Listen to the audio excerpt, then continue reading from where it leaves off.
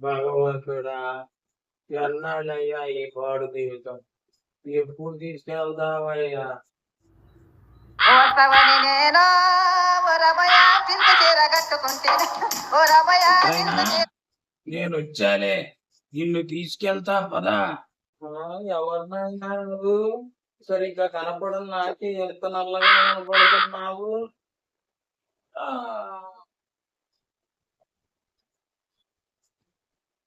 ఎవరు బాబు నువ్వు? నేనా? యమా ఆఫీస్ లో వర్క్ చేస్తానులే, సీనియర్ కేటగిరీ వర్కర్ నేను. నేను తీసుకెళ్ళడానికి వచ్చా. సరిగ్గా వినపడుతుంది బాబు. నువ్వు 10 నిమిషాల్లో చనిపోబోతున్నావు. నిన్ను తీసుకెళ్ళటానికి వచ్చా. 10 నిమిషాల్లో చనిపోబోతున్నా? బాబు, మమ్మల్ని మనం కూడికి పెళ్ళి ఉందయ్యా 10 సంవత్సరాల్లో. అది చూసుకొని వస్తాను. నువ్వేందయ్యా బాబు? కుదరదు పెద్ద ఆయన. అబ్బా,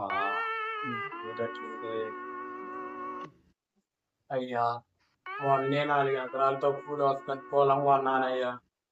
10 రోజుల్లో దాని రిజిస్ట్రేషన్ ఉంది. అది ఒక్కటి చూసుకొని వస్తానయ్యా. 10 రోజులు గడుపు అయ్యా బాబు.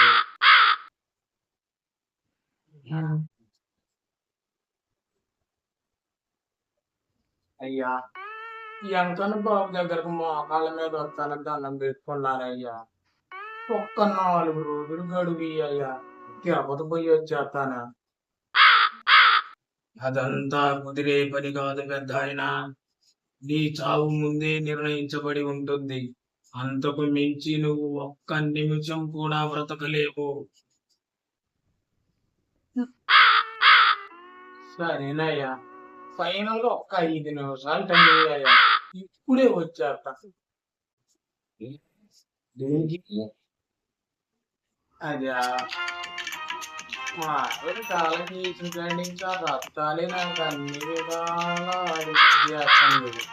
అందుకే రక్తాల దగ్గరకు ఒకసారి పోయి ఒకసారి ఏం చేస్తారు? అది లేదయ్యా, రక్తాల దగ్గర పోయి ఒకసారి కనబడి వద్దామని ఎంతో మాట చెప్పి వస్తాను. ఆ రక్తాల దగ్గరకైతే నువ్వు వెళ్ళాల్సిన పని లేదులే. ఎందుకంటే ఆ రక్తాలే 4 రోజుల్లో నీ దగ్గరకు వస్తుంది. ఇది రక్తాలు కూడా వస్తుందా? మరింకేమి దాల్చాం?